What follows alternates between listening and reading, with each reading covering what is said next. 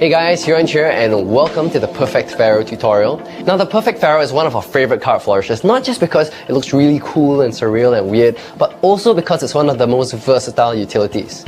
Utility? What's that, you might ask? Well, basically you can use the Perfect Pharaoh to do other card flourishes. An example is the giant fan, where you first need to weave the cards together before you fan them as a huge spread. The other is the cascade, which you're going to be learning along in this tutorial package, where you weave the cards together first before you pour them into the other hand. The list goes on. Essentially, the Perfect Pharaoh looks cool, it's super versatile, and the cool thing is this. Contrary to what most people think, it's easier than it looks. You see, it's been said that about 99% of card handlers in the world cannot do the Perfect Pharaoh. Now, I've not met 99% of the card handlers in the world, but from the many people we've met who try to do it, they really have an issue with it. And the thing is this, it's not like the Perfect Pharaoh is so difficult that it's out of their skill level. No, those guys are skilled. In other words, the Perfect Pharaoh isn't too difficult for them. It's simply a very misunderstood move.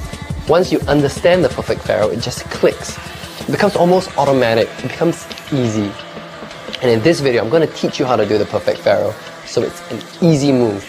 Now before I tell you how it works, I'm going to tell you how it doesn't work. What's the huge misconception with the move? What's everybody getting wrong?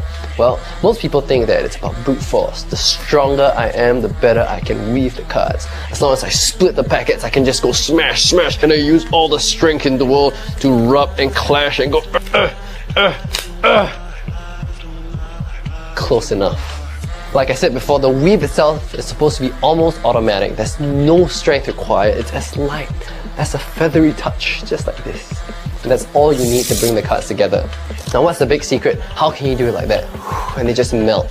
Why is there no force which kind of damages the edge of the cards and this becomes this weird mishmash, clash, of cards coming together? Well, the secret is this. It's about everything that happens before you even try to weave the cards together. Now what do I mean by that? How can it be about everything that happens before the weave?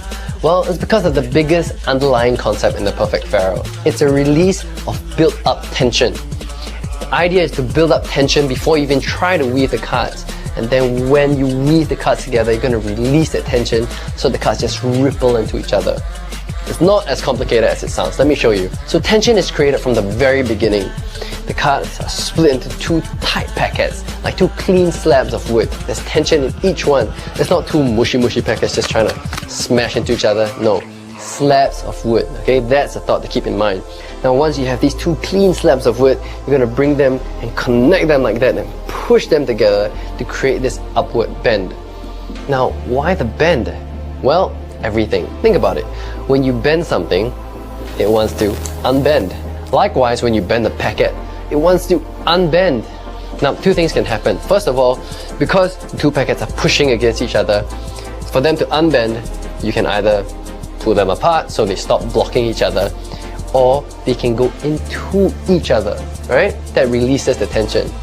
Of course, currently there are two clean slabs of wood. How can they possibly go into each other? With force? No. It's about releasing that tension. Now the bend also creates something called a bevel in the cards. In other words, watch. When the cards are held together like a clean packet, it's just like a piece of wood. The moment they start to bend, you create this series of small steps, and that's called a bevel in the cards. They change from a slab of wood into a series of stairs. Now of course you're still holding everything so tightly together, but the idea is to do something that we call cutting a cake. Now one packet acts as a cake. It's stable, it doesn't move. The other hand acts as a knife. It slices. When you bring these two together, you create that bevel. All you need to do is slice that knife into the cake, and then you'll see that the cards just start to split at one end, and then they start to interlock, and a ripple just happens, causing the cards to weave right into each other. That's what I mean by it's automatic, because all it is a release of tension. Everything happens before the weave to create that tension, and when they're finally brought together, the cake is cut. The cards have a release of tension, and everything literally falls into place. But of course, the bigger question in everybody's mind is this. How do you get it to weave one for one? I get it, they can weave, there's a release of tension, they slide into each other, but how does it go perfectly interlocked like that? It's still all about the tension. You see, the weave happens like a chain reaction, right? It's a ripple of release tension just going shh, like interlocking gears. Think about it this way, right? If you have two gears interlocking into each other, each tooth of the gear interlocks to the tooth closest to it, right? I mean, this guy won't go like, oh, I'm gonna go for this guy over there. Now, if you have two packets of cards and one is all loose and this one's all weird as well, and then you weave them together, then obviously they're not gonna be one for one.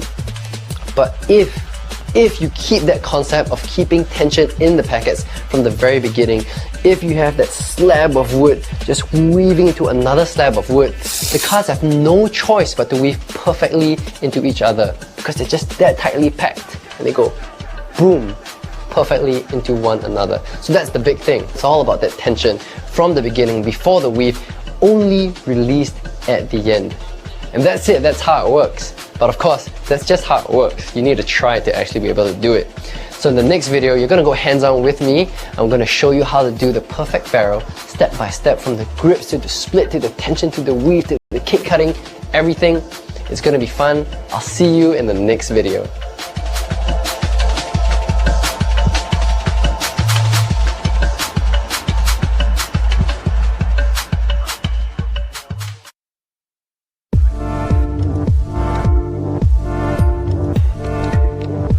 Welcome back, and in this video I'm going to teach you how to do the perfect ferrule step by step. I think the most important thing to keep in mind before we begin is this. Remember what I said about the perfect ferrule? It's not about the strength or the muscles or just shoving the packets together, but it's about the tension that is kept from the beginning all the way up to the weave, and you want to make sure that only then is it released. Like a chain reaction, allowing the cards to perfectly weave one for one. Now, to create and maintain that tension from the beginning all the way to the weave, you need two things. First, you need to have the right grips. That means holding the cards in a way that makes them tight, stable, clean. That way you can weave the cards perfectly, right? You don't hold the cards right to begin with, it's just gonna be messy clumps, it's not gonna work. Secondly, you need to streamline the flourish. You know, when a lot of people do the perfect ferrule, it's just filled with starts and stops and re-grips and all these weird transitions that are unnecessary. That often breaks tension because you gotta let go and adjust and let go and adjust and knock the cards. And by the time you reach the weave, the cards are messy and you kind of have to start squaring and cleaning up all over again. It's not gonna work. So keep those two things in mind, the grip and streamlining the flourish. Now, with those two steps in mind, I'm going to first show you what most people do so that you know what to avoid, you can be aware of it, and once you know that, once you know what to get out of the way, we can nail down the absolute essentials and you'll see how easy it's going to be. Now, in most people's minds, the perfect ferrule is very, very straightforward. It's just, take two packets and shove them together. You know, it's like two steps, hold it and weave it. But unfortunately, it's not as simple as that. You need to start the right grips, you need to split the packets, you need to bring them together. So what, in their mind takes about 2 steps, ends up being about 8 steps. Now it kind of goes like this. Step 1, begin in weird flower position. Sometimes it's more regular, but the fact is it's always a strange, loose, awkward grip. Step 2, split the packets. Okay, great. Step 3, slide it out and stop, because they have to re-grip. The grip was weird to begin with and now they have to re-grip. So step 4, re-grip. So they re-grip. Step 5, now you split the packets. Step 6, I can't weave them yet because they're not neat. So tap to square, and now step 7, the cards are pretty neat now, it's time to shove them together. Weave, I say, weave! And they try and try again until they kind of get this close enough thing. They only missed by 1 or 2 or 5 or 10, but it's okay, right? Then step 8, close. Now those 8 painful steps can actually be reduced to 5 smooth, simple steps. Watch. Step 1, grip nicely. Step 2, split cleanly. Step 3, bevel. Step 4, weave. Step 5, close. That's it. Now let's start with step 1. Step 1 involves gripping the cards in the right way, and that involves having the right tension and comfort, right? You're going to build up the tension from the very beginning, and you want to be comfortable so that you're always ready for the next step. You don't have to keep shifting around, and you always have that precision in controlling the cards. Now at the very beginning, a little secret called prepping the deck helps. That means before I even grip the cards, I prepare the deck like that. What I do is I hold the deck high up like that at the long ends, these are the short ends, and I just bend it upwards, giving it a slight upward bow, like a small U shape. What this does is that when I go and bevel the cards later by pressing them against each other, that slight bend allows the cards to bend outwards with less resistance, and that really helps at the beginning. You won't have to do that every single time, but right now as you're learning it, it really helps. Now once you have this slight bow in the deck, let's talk about tension and comfort. Now when it comes to tension, you can't really see it, but between every single card, right, there's this slight air gap. There's a layer of air between each card, allowing them to just smoothly slide around. And the idea of creating tension is to get rid of all that air. Now to create tension, you're going to hold the deck in a mechanic's grip. Now that's like a straddle grip, except your pinky's not on the short side, it's on the long side of the deck. Now you might think that this is really simple, just hold the deck like that, but it's not. There are a lot of essential key points to it, and on our website, we have a super duper comprehensive tutorial on the straddle grip. So apply the principles there, but pinky on the long side of the deck. Now the difference here is this. Don't leave your index finger in the front, you're going to bring it to the bottom. Now your right hand is going to hold the deck in end grip, and all that is this. Thumb goes to the short side, 3 fingers to the front, and your index fingers on the top. So, position check. You have your index finger here at the top and the other ones at the bottom. Now just lift it and bring the deck up so that you're holding it now in a high mechanics grip like that, and an end grip. Now to create tension, all you're doing is just pushing your hands together and your index fingers are helping. So it goes like this, boom. And that's it. Squish the air out, index fingers help, and tension is created. Now creating that tension, it happens in a single smooth motion. So it's just like that. It doesn't even look like a step, but look, it's done. You're not going like this. It's not so intense, just a gentle tension that's created in the deck. But like I mentioned, having the right grip involves the tension and the comfort, and that comfort prepares you for the next step. So how do I prepare myself for the next step? Well, as I raise the deck like that and apply pressure to squeeze the air out, I'm also sliding the fingers on the long side all the way to the top of the packet. So look, like this hand comes over, lifts, slide, and pressure is applied. Single smooth motion. Why? Because in the next step, these fingers are going to come over here at this gap to split the packets, and I'm creating space for them in advance, so later there's no shifting or weird movements. So now you're ready for step 2, splitting the packets. Now what's going to happen here is that you want to mirror your hands. Of course, right now your left hand is in a mechanics grip, your right hand is in an end grip. So to mirror, remember just now you shifted these fingers upwards, you're going to be shifting your right hand from an end grip to a high straddle grip. Of course, this has to happen while the tension is maintained in the entire deck. Now quick recap, what's keeping the tension in the deck? Well, it's your hands pressing against each other like that, and your index finger at the top, index finger at the bottom. And so what's going to happen here is this.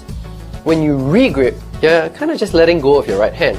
So all the tension is lost. But if you keep your index finger there, look, I can shift and rotate my grip. I can still keep the tension in the deck. So look, like this, keep your index fingers there, let go thumb, let go these fingers, keep the index finger there, rotate your hand clockwise, so your pinky goes to the short side, like a straddle grip, the other fingers go on the long side at the space you created just now, and finally your thumb goes to the long side down here, gripping the top half of the deck near the middle. Now pause. I'm going to zoom into why it's so essential to have your thumb right at this spot. This is the most important detail about the re-grip. You see, keeping your thumb near the middle allows your index finger to extend past the top of the deck like that. And this allows you to align the packets for the weave later on. Now what most people do is that they feel that, it's probably a bit easier to just break and split the deck near the corner. And while that is kind of true, what you often end up doing is this. They split the packets, they shift it out, then they realize they need to re-grip before they can weave later on. By gripping the packet near the middle from the very beginning, you eliminate an entire step. And that keeps the stability there and makes everything much smoother. Now let's take a look at your left and your right thumb, okay? Once you've shifted your grip. Now look, your left thumb is gripping the entire deck and it's pointing upwards. It's perpendicular to the deck. Whereas your right thumb is only gripping the top half and is pointed towards the other thumb.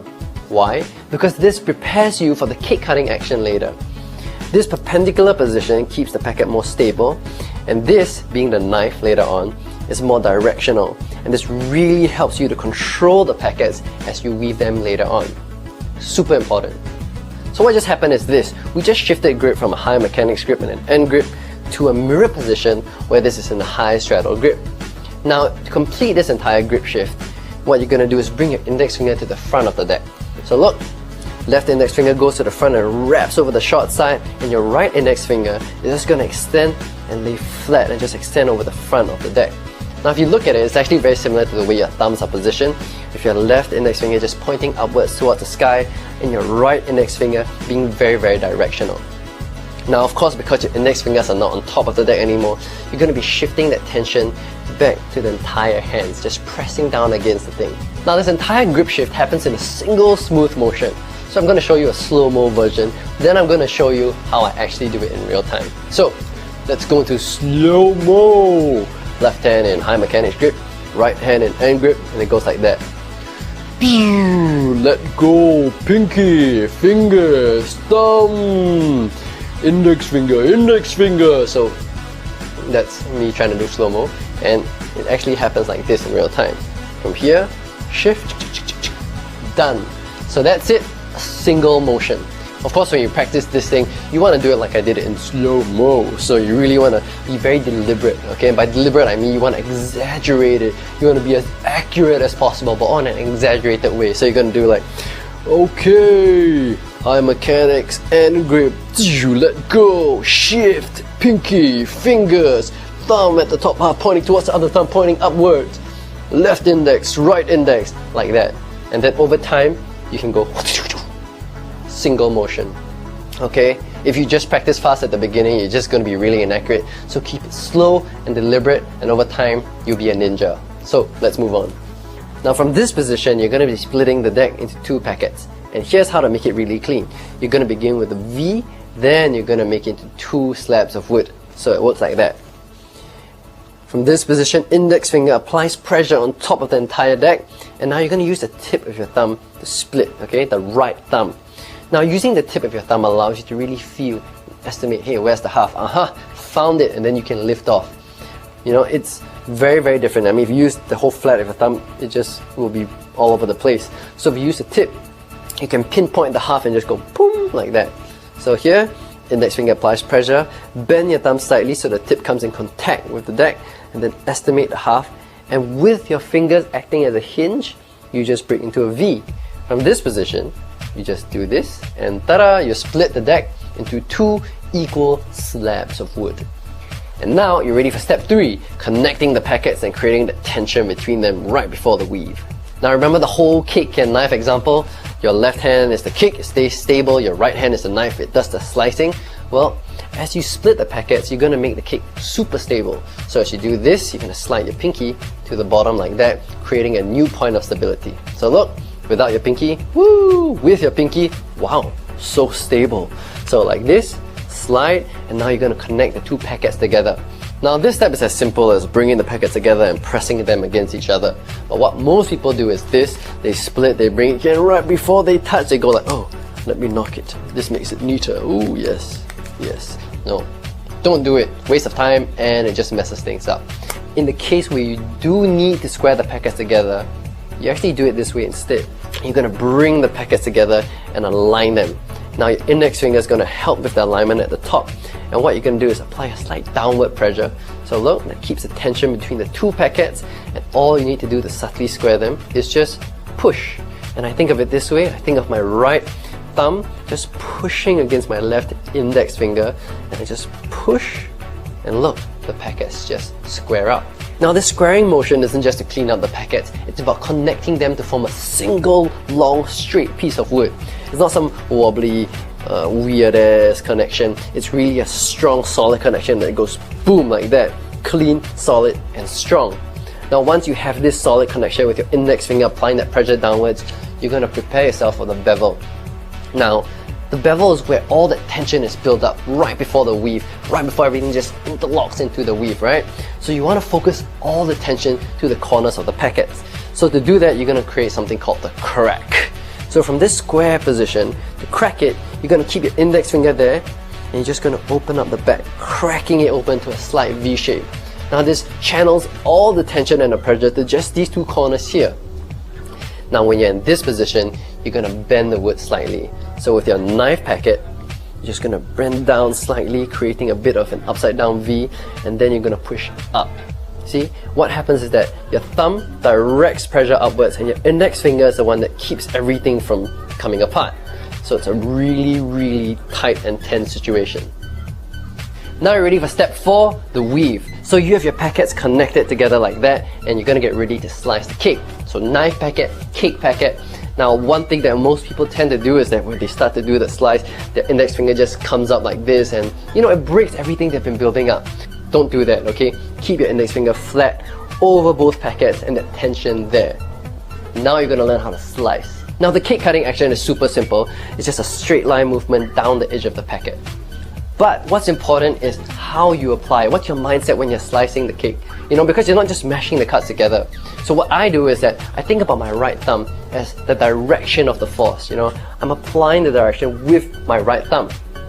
And I'm also pointing it towards my left index finger. So I'm not just blindly going anywhere. I'm focusing on that force going towards that, and this left index finger is resisting it. Now what's keeping my knife packet secure is my right pinky that's in this straddle grip position down here. So look, super secure knife, but just pushing like that, thumb directing the force towards my left index finger. Now with that in mind, your focus on where the cut should weave first is at the bottom of the two packets, right where they touch, where the tension is strongest. So as that cake goes down, what that does is that the sliding eases the friction that's built up there. When it eases the friction, that wood just splits at the very ends from the bottom, and like a crack, it goes all the way up as the cuts just weave into each other. And that's it. Now the easiest way to close the ferrule is really just by pressing the cuts back into each other. Now the thing is that most people kind of do it like that. They go here and they go like and it's like this weird cookie monster eating a plate thing. And here's how to keep it neat. Once the packets are weaved, just lower everything to your left hand, secure it with your pinky like this. See, I can hold my hand upside down, it won't drop. My right hand, the thumb goes behind, push in like this, the whole hand goes over, and I just push it together with this hand, lightly, gently, and everything comes to a nice clean close. And that's the easiest and cleanest way to close the ferrule. Now there's a cooler way to close the ferrule, and it's called the bridge, and it looks like this. Pretty impressive, and here's how you do that. Once I get into the weave, I'm going to lower into my hand as in the previous close, but this time I'm going to grip it a bit higher. Instead of lowering it all the way down, I grip it at the bone down here, and this gives me space to arc the packets. So, right thumb goes behind, the other fingers go in front, and my left index finger also helps to bend everything. Now you see this bone right here at the bottom of my index finger? I'm going to use that to help, so watch. Thumb pushes, look, it contacts that bone of my index finger as everything pulls. I bring the bottom cards together like this, and when I'm ready, I just release, and the cards bridge to a close. And that's it. Super duper simple. And that's the basic mechanics of the perfect ferrule. If you got it on your first try, congrats, that's really, really awesome. And if you didn't, that's perfectly fine because it's a really necky and tricky move. I think once you get everything in mind, once it just clicks, you're just gonna get it. So don't worry, keep all the points I've mentioned in mind, watch the tutorial again if you have to, and it will really help you out. You get it in no time. Now to recap, it's all about everything that happens before the weave, right? Most importantly, it's the tension that is created and it's maintained all the way up, and that's made possible by the grips. You want to keep every step in mind, keeping everything clean, streamlining the flourish, and once you put that all together, it's going to be automatic. Of course, some of you have two more big questions which I usually get, which is this. The first one is, how do I split the deck into perfect halves? Boom, consistently every single time. That's a method for that. And the next question is, I've tried everything you said. I've watched this tutorial 10 times, but still the cards refuse to weave. Is there something I don't know? Is there something I'm doing wrong? Well, the answer is in the next video. So check it out, it will help you there. And I also include some tips on style and finesse with the ferrule as well.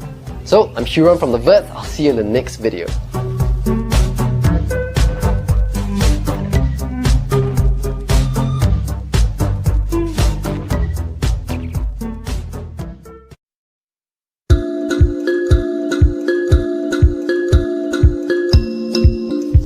Welcome back, and now that you know the basic mechanics of the perfect ferrule, it's time to go deeper and check out the advanced stuff. I'm going to be sharing with you the two biggest answers to the two biggest questions about the perfect ferrule. Then I'll share with you some style and finesse tips that will really take it to the next level. So let's go. Big question number 1 is this: how do you consistently split the deck into 2 exact halves of 26 cards every single time?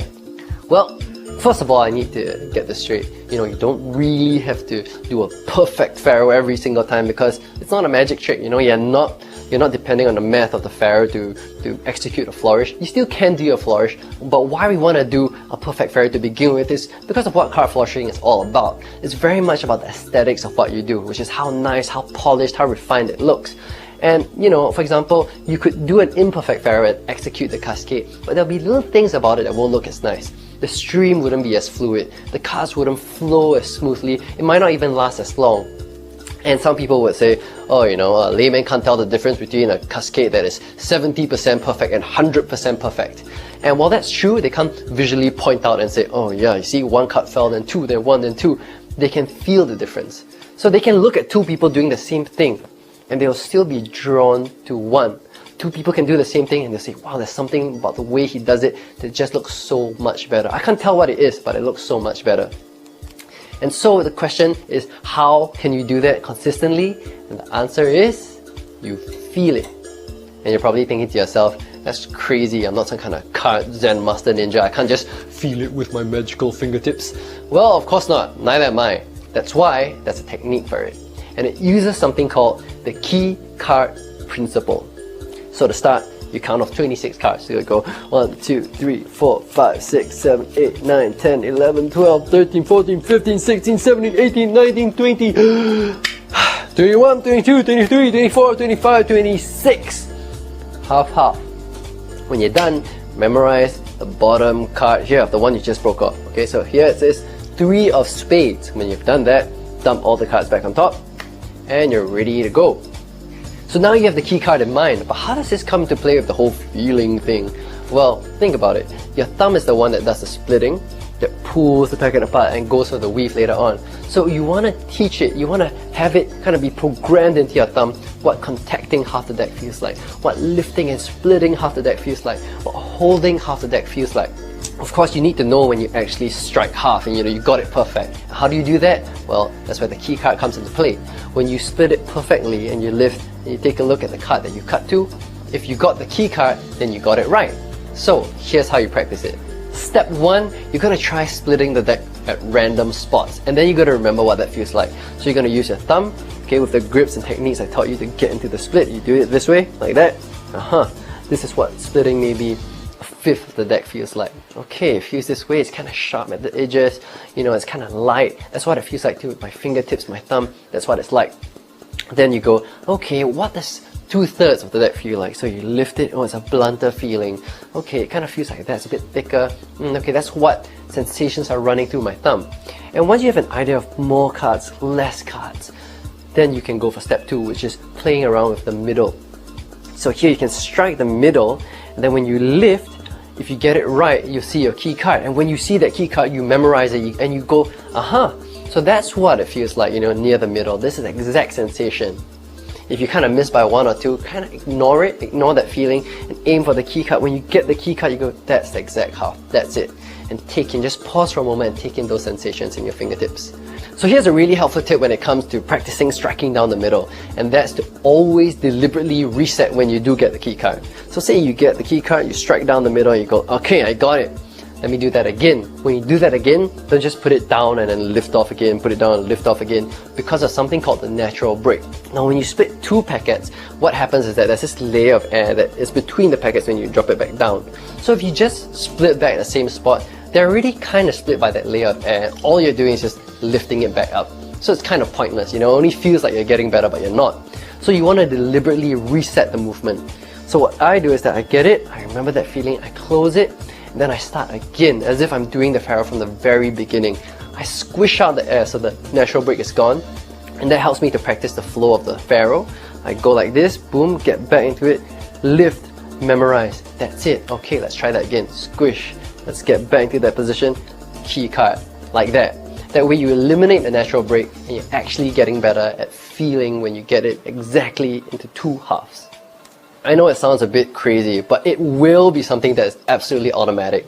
Your brain, your fingers are just going to take it in and absorb it, and eventually it's going to be like that. You can just pick it up, lift it, boom. Your fingers will just know when you strike half and you split half. So it's going to be consistent without you even needing to try. Just practice it this way, put some repetition into it so your brain gets the awareness of it, and it's going to be automatic. Now, if you can already weave the cards one for one, but you're just kind of working on splitting the deck perfectly, here's what you can do instead of going 1, 2, 3, 4, 5, 6, all the way to 26, which is a real drag. So what I do is something called the Pharaoh check. Here's how it works. You do your best to split the deck into 2 exact halves. So let's assume that these fingers are 2 equal packets, or in this case, 3 fingers and 3 fingers, okay? Now when they weave, look, they're going to be staggered and then go 1 for 1. Now, if they're equal packets, you notice that the top card will be from one packet and the bottom card will be from the other packet, right? 3, 3, like this. Now let's assume they're not equal. So instead of 3, 3, this one has 1 card more and this has 1 card less. And when they weave, you'll notice that the top and the bottom card will be from the packet with more cards. So very simple. In that case, you just use your thumb and you slide the card over like this, boom. And that gives you equal halves.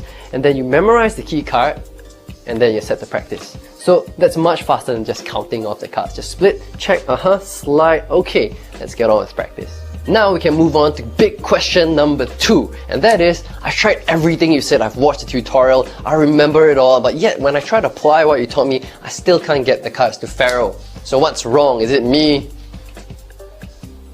So the thing is this, we tend to think we absorb every single bit of information upon first viewing, but the truth is that we just don't remember what we forgot because we forgot it. So I encourage you to watch the tutorial again because it's packed with so much information. I can't imagine that anybody could just watch it once and remember everything. So watch it a few times because on multiple viewings, new details will pop up that you'll be like, maybe did he change the tutorial? I didn't see that the first time round.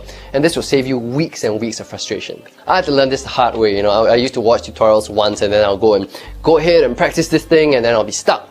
And then when I get stuck, I'll be like, oh man, the tutorial didn't teach me how to do this bit. So I'll spend weeks trying to figure out how can I possibly overcome this hurdle. Then I'll come up with a brilliant technique after much refinement and I'll be like, this works. Only to realize that it was in the original tutorial all along, but I missed it the first time round.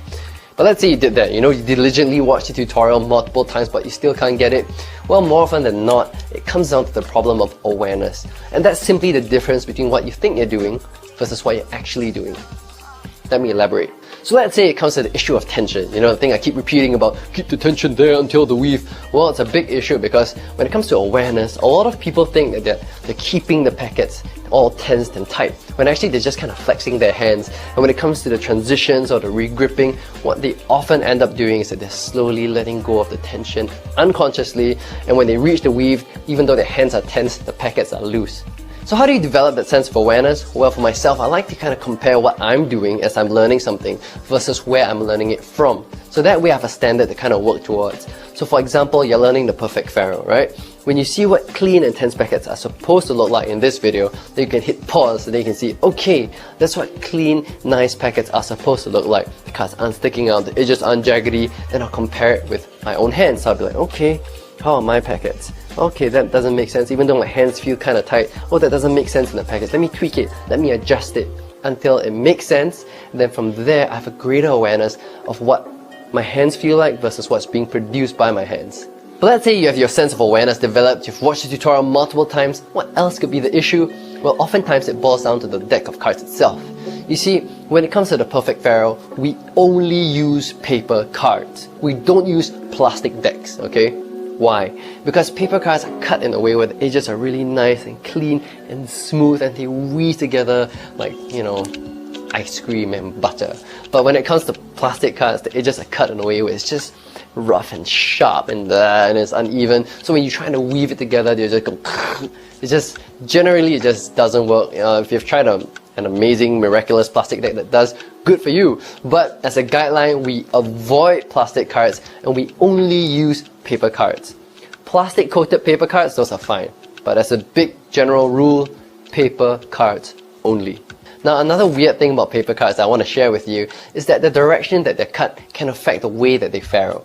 You see, a paper deck is made up of a huge sheet that's just printed, and then from that sliced into many, many cards. Now, you can't physically see this, but that cutting blade tapers in a certain way, so it goes shh, and that causes every single card, the edge, to taper in a similar fashion. So say you're facing issues weaving a deck from the bottom to the top. All you really need to do is turn the deck around, try again, and you realize, hey, in this direction, it weaves perfectly well and smoothly. So sometimes if one way doesn't work, the other way just might. But I know what you're thinking. Oh, I just opened this deck and I'm trying to do the perfect pharaoh with it and I have issues, I'm not using an old deck. Well, sometimes a brand new deck, because it's just freshly cut, the edges are a little bit grainy. So all you need to do to just break it in a bit is just rub it against your jeans like that, on all the edges. Then it'll smoothen up the edges, breaking in a bit, and then you can just weave perfectly. Finally, the most important thing I can say to you is that it's all about practice. You see a lot of people use the word practice. You should just practice it, but what does that really mean? Well, practice is really repetition with that deliberate focus. Very focused thing about how it should be done, why it's done that way, and then really hardwiring every single movement, transition, every single thing with a sense of awareness into what you do. And when you repeat and repeat and repeat and repeat that, over time it becomes natural, automatic, and consistent. It's just second nature. You see, this might be the most comprehensive pharaoh tutorial out there, but ultimately it's not magic. You don't just download it to your system and you go, hey, how come this doesn't work? No, you still have to put in the time, the effort to just get good at it and master it, and that only happens through repetition. So now that we have the big two questions out of the way, I'm going to go into finesse and style tips that will really give your pharaoh the extra edge. Like I said before, it's not necessary towards doing it well, but it really makes it look that much better. Now, quick tip number one is called compensating for the weave. So what do I mean by compensating for the weave? Well, remember I told you how to slice the cake when you're practicing the weave, it's just slicing it. But what tends to happen when you slice is this. Shing! Look, the packets can end up misaligned. Now, of course, as you get better at this move, you're not going to be slicing it all the way down. You're just going to be kind of pivoting the packets together just a bit, boom, and they end up weaved. But what still tends to happen is that there's a bit of misalignment. Maybe other people can't see it, but you can kind of see that it's a bit less than a border's width. You can kind of feel it, and it makes you want to adjust it before you bridge the cards or close the pharaoh. So, what do I do to take care of that? Do I adjust it after that? No, I don't. I do something called compensating for the weave. And what that means is this. Instead of weaving the cards together, ending up misaligned, and then aligning it later, I begin a bit misaligned. So look, instead of starting exactly flush, I start back a bit. So when I weave them, and if I need to slide them, look, they end up perfectly aligned and perfectly flush, so I do not need to adjust them after. It's a little thing, but it makes a big difference, and that's it. That's compensating for the weave. Quick tip number two is called transitioning with the weave. Sounds complicated, but all it means is that you're keeping in mind what you're doing after the pharaoh. Are you going to close it? Are you going to bridge it? Are you going to cascade it? Are you going to do a giant fan? And all you're doing is that you're taking care of how you weave in a way that complements the flow of the next move. Now, when it comes to transitioning the weave, there's just two main factors to think about. And the first one is called the vertical direction of your weave. Now, what in the world is that? Well, the vertical direction of your weave simply means, am I weaving the cards from the bottom to the top, or am I weaving them from the top to the bottom? Now, this is less about actually transitioning to the next move, but it's more a preference about how you feel the cards flow better for you. For example, the basic mechanics of this tutorial, I taught you how to weave it from the bottom to the top, right? You do this V, break, bevel, and then you slide, focusing on the bottom, and the cards slowly weave to the top. But if you actually just mirror those instructions, you can do the opposite. You can weave the cards from the top all the way to the bottom. For example, Darren really prefers to weave the cards from the top to the bottom because that really complements the way he feels the cards should flow, and I prefer to do it from the bottom to the top. Of course, he's wrong. Now, the next point is about the horizontal direction of your weave. Now, what is that? All that means is that when you're slicing the cake, are you pushing the packet away from yourself, or are you pulling it towards yourself? Now, here's where it kind of comes into play, the whole transitioning to the next move. Let's say I'm doing a bridge after I weave the cards. So, I like to bring the packet towards myself and then I bridge. Why? Because it feels like a very contained thing. So I will bring it towards myself into a bridge. But let's say I'm doing a cascade where I'm actually going to be weaving the cards first and then I'm bringing this packet back. What I like to do is that it's more of a push style horizontal flow. So I push, but as I push, I'm also rotating this packet backwards to go straight into the cascade. See, one is this, where I pull. The other is a push, where this rotates back. Now, these are subtle differences that I feel really add to the style of what you do. Of course, ultimately, there's no right or wrong way of doing this, you know? There's just my way of doing it. No, it's all completely up to you, okay? Think about your personal style. Why do you wish to present a move in a certain way? What are you doing after the weave? You know, is your intention to blend the weave into the move like the cascade? Or is it more like the bridge where the weave is one bit, then I bring it towards myself and then I bridge it? So think about what you're doing, why you're doing it, what you're trying to present, and what fits your style the best. And that's it. Experiment with it, and that's all about transitioning the weave. So I hope you enjoyed this super comprehensive tutorial on the perfect pharaoh. You know, I know this move is a bit knacky, tricky at first, but once you get it down, you're gonna have one of the most versatile and impressive utilities and flourishes in your arsenal. It's super useful, not to mention you'll also be one of the few in the world who can do this well. So master it, and I promise you it will pay off. That's it. I'm Huron from The Verts, and I'll see you soon.